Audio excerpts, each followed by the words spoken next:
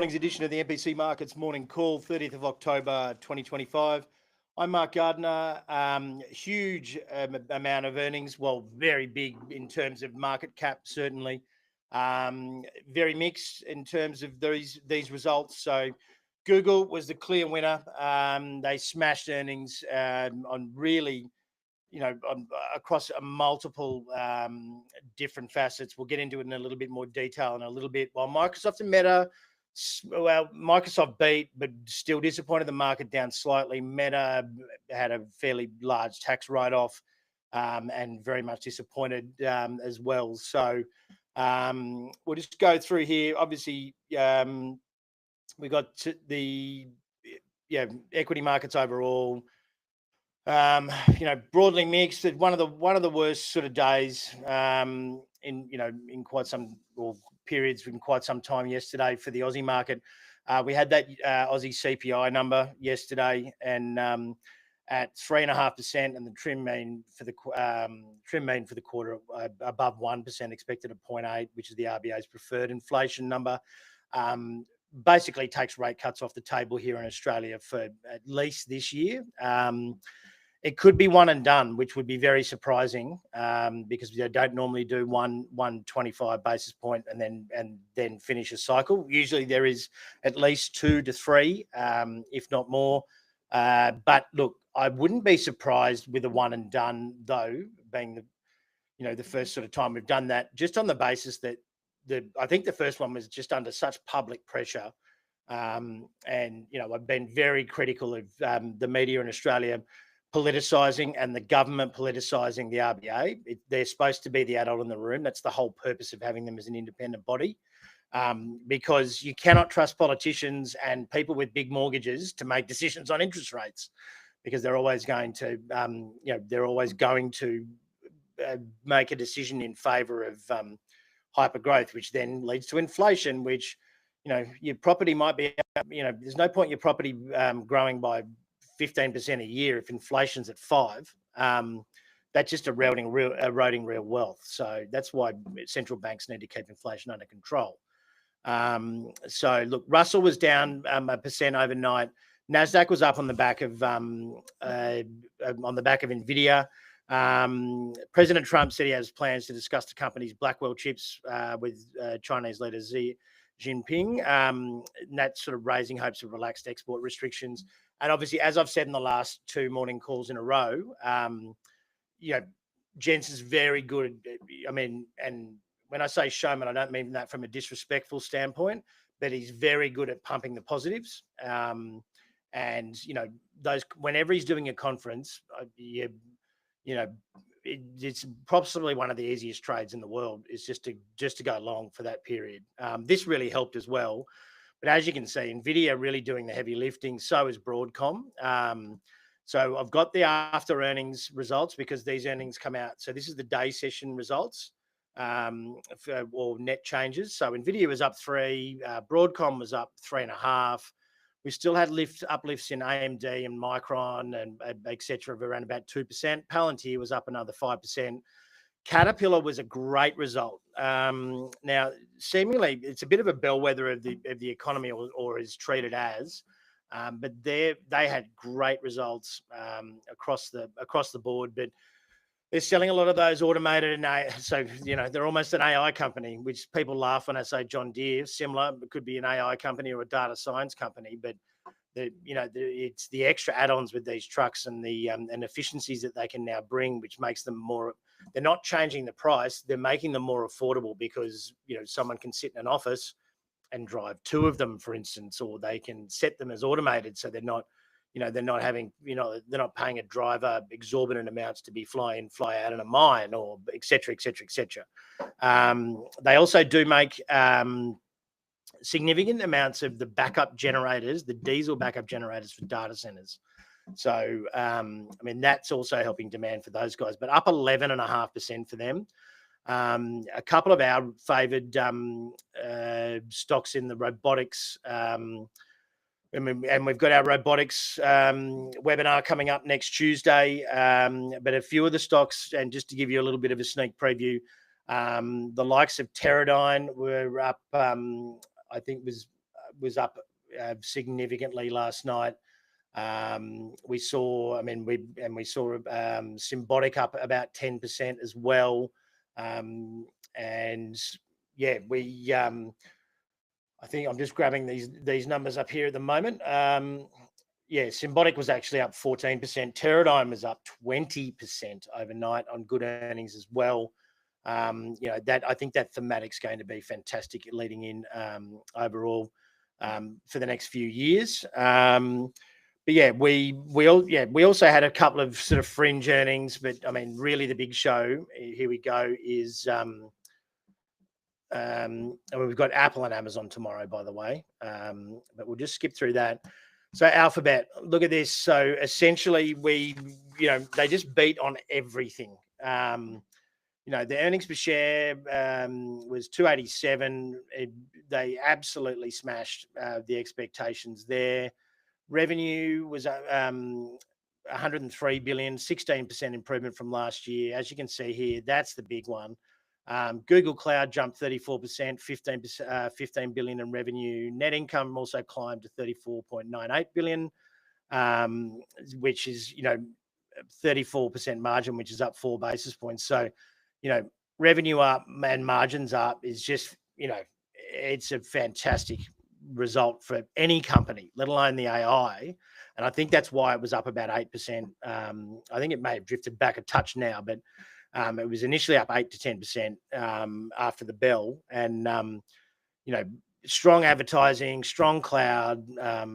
And look, if anything, and this was a theme across all of the results, there are concerns generally around, around heavy AI and infrastructure investments and what pressure that's going to put on future quarters. But look, I mean, it was largely ignored in the case of Alphabet. As you can see, these numbers here, revenue and operating income for Google Cloud. I mean, this goes back to 2020.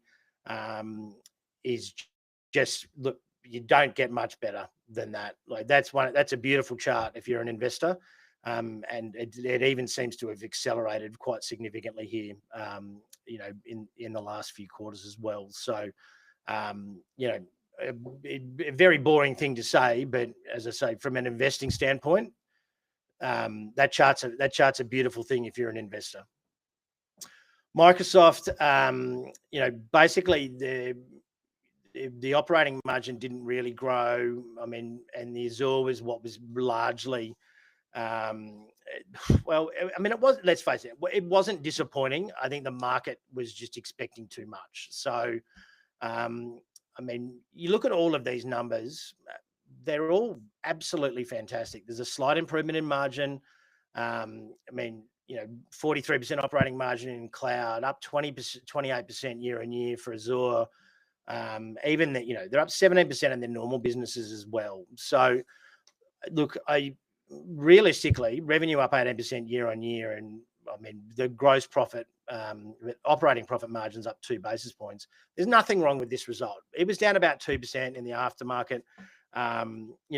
Everyone's fairly upbeat, but again, it's 80% of companies plus beat Wall Street expectations. It's a bit of a joke because there's no one, they can't consistently beat by 80% of the time. So they're clearly making, going a little bit under because they, beating expectations is a positive headline. But clearly they were, I mean, I think investors were expecting more out of Microsoft, and they did have that last earnings result they had. They knocked it out of the park. Like it was a result from like a proper growth company, not one of the foundation tech stocks in the world. So I think overall that was probably just people coming back to reality, because Microsoft's, and I'm not going to call it a plotter because up 18% year on year is not plodding along, but as far as these large AI and tech companies, it would be the safer bet, and lowest volatility overall. So, yeah, look, it was only down about 3 or 4 in the aftermarket, but look, I mean, and it beat on EPS as well. and I think it may have even beaten on revenue. So it beat on top and bottom lines. So that's that's where a mild indication that we are a touch frothy, that these things can beat and get whacked. I mean, Google being the exception to the rule, but Google beat on all of its metrics, all of its traditional businesses and AI. So, that's fair enough. But, but then, as I say, investors, and analysts are still concerned about the amount of infrastructure spend from all these companies. So Meta was a different story. So revenue, revenue was still rising to 70 billion, up 12% year on year. But obviously, as you can see, even Microsoft was 18. Revenue grew 26% year on year. It comfortably beat expectations. Earnings per share, they had a massive one-off 16 billion tax charge tied to the one big beautiful bill. So this it was connected to a change in US corporate tax law, and reduced the company's earnings. So they delivered $5.67. They're expecting $6.72. So that's a significant miss. If this one-off tax wasn't placed in this, they would have beaten by a good sort of 65 odd cents. Their EPS would have been 7.25. So not as bad as not as bad as probably the 10% that it's fallen in the aftermarket. But again, I think Zuckerberg's basically gone, well, we're delivering the bad news of this tax, this tax thing. It's going to cost us 16 billion. So he's also gone and said, he's also just shoved in there, well, if we're delivering bad news, we may as well get it all out. And they raised their capital expenditure forecast as well, which is never taken well by shareholders, generally. So, there's now sentiment around Meta is really fairly negative, I would say, in the immediate aftermath. But look, they've still got top line growth. They've still got a commitment to dominating the AI landscape. But again, that common theme is this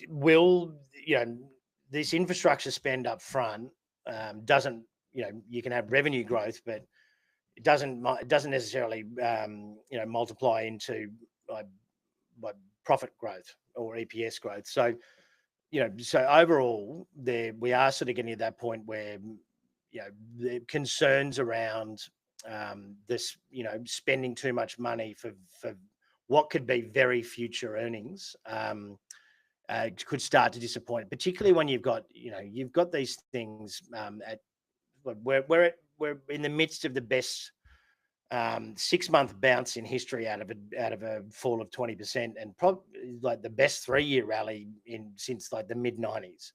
So when markets are this frothy, or they're on this kind of run, you've got such little wiggle room to disappoint, and even beating can be disappointing. You know what I mean? So yeah, overall, we've got Apple and we've got Amazon tomorrow. The focus for Amazon is going to be very clearly on the whether they've eaten a bit of or cut Microsoft's lunch, Azure lunch, with the AWS services.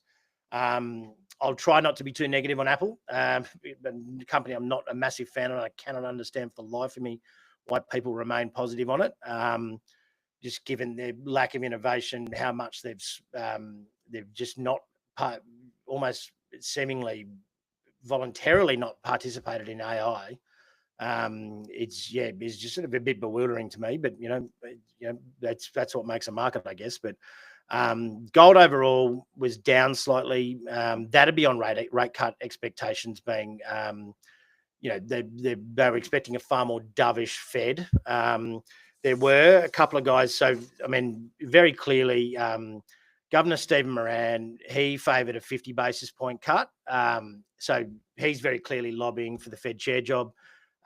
Jeffrey Schmidt from Kansas City, who's a voting member, which I don't know a lot about Mr. Schmidt. He supported no change. So he'll be probably very lucky to keep his seat when Trump can clear this thing out in May. Maybe he was looking at retiring anyway. So they are going to end their balance sheet reduction by December, which is quantitative tightening, which is effectively a bit of an easing. But Fed chair Powell was really clear that, you know, there could be a December cut, but it's definitely nowhere near a certainty. So, and the language was, well, for an economist and a Fed chair was quite strong. That, you know, don't expect more rate cuts, and we kind of had 75 basis points priced in at one stage. That could dramatically change if the government shutdown finishes soon and we get negative employment numbers. But without data, you can't really. It's really hard to make decisions. So, I mean, I don't envy the Fed's job here. I mean, apart from being politicized, and then on top of that, not getting economic data, which is, you know, basically the equivalent of blindfolding yourself and throwing a dart at a board. So, yeah, but gold, you know, rate cuts are good for precious metals. I'm pretty surprised silver and copper rallied, to truth be told. They rallied about 0.5% each overnight. But yeah, gold probably fair enough. I mean, down 0.4 with hawkish Fed really does, is probably not a bad result, to be brutally honest. Uranium still powering ahead on that Google next gen sort of news. I mean, it's one of about, you know, I think we're up to about a dozen deals now that these mega caps have done. Iron ore still making a nice little comeback as well. You know, between copper and iron ore, you would expect BHP and Rio. They're looking pretty cheap, and hopefully we can bust through that upside. In iron ore, where it's sort of been capped for the last 6 months, it's been, you know, a touch frustrating. Bitcoin was down slightly, as I said, probably just on disappointment about no rate cuts overall. So, as I said before, we've got our AI, automation and robotics future, and, you know, investing ideas. There's going to be stock picks. There's going to be strategies. We're going to walk through what, you know, investing in this next age, or this next phase of AI. As I mentioned earlier in the show, you know, two of those stocks just overnight were up 14 and 20%.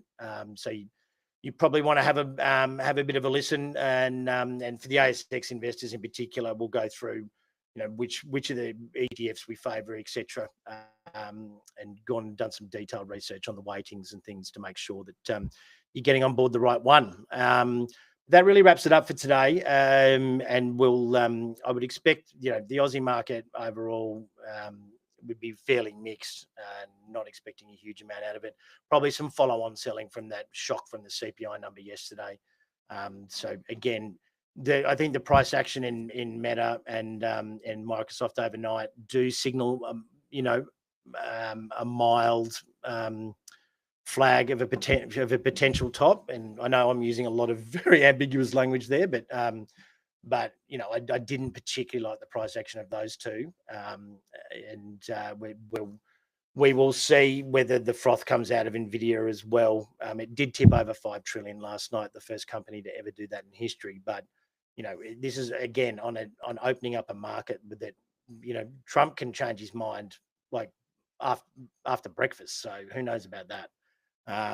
You know, so I would still think caution is warranted here, and you should be reviewing portfolios just in case we do have a slip back, given how well this market's run.